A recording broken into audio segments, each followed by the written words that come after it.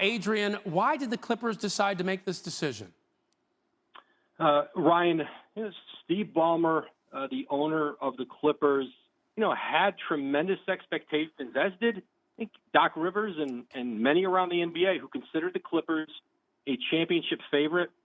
And the way that they went out this year, losing in the conference semifinals, blowing a 3-1 lead to Denver, ultimately changes are going to come to this Clippers organization.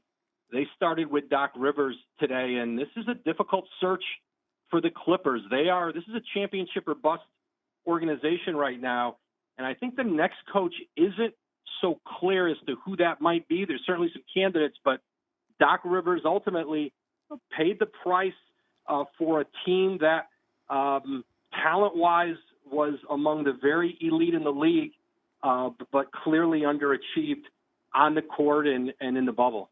Well, as we mentioned, he really rebuilt the culture there, but again, came up short in the playoffs. So who will the Clippers look to now, do you think, to replace Doc Rivers and take over this team that's built to win a championship? Again, Ryan, I think it's a challenging search. I don't think there's an obvious choice out there for them. And, Ty Lue on their own staff, listen, this is a championship coach in his own right. In Cleveland, came in this year very close to Doc Rivers. And by all estimations, made a great impression there. He is a candidate in some other places, including Philadelphia, New Orleans. Our Jeff Van Gundy at ESPN is considered one of the best minds out there and one of the most accomplished coaches. But, listen, I think they're going to have to take a step back here with the Clippers. I don't think the next coach is clear to them. I think there's a search process that will start here.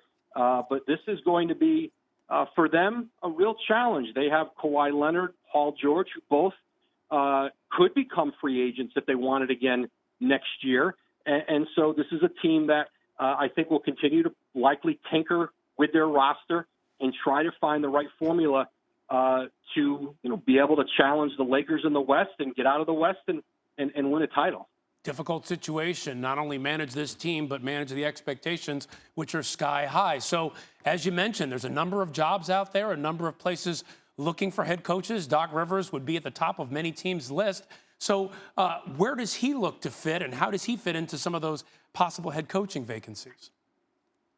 Yeah, I think Doc Rivers is probably going to take a step back and take a look around and see if he wants to get right back in, and do any of these jobs appeal to him? I think for Doc Rivers, he could continue to be very particular about where he might want to go next if he wants to continue coaching. But certainly he's considered one of the elite coaches in the league. Whether or not, even some of the jobs that are open now fit financially would fit for him, if the rosters would fit, if the cities and the geography would fit. And I think those are all the things he'd have to evaluate. But I don't know that there's just a no-brainer, hey, I got to have that job out there right now that's open for Doc Rivers. He is from Chicago. He grew up a Bulls fan, but obviously the Chicago Bulls job was filled with Billy Donovan last week. All right, so a number of teams will be looking to see Doc Rivers' next move. And again, this move, a real stunner. Adrian Wojnarowski, thanks so much. Thanks, Ryan. Well, it's all about what you get done in the postseason, right? When it comes to the NBA, and the Clippers just could not take that next step into the NBA Finals in Rivers' 7 seasons.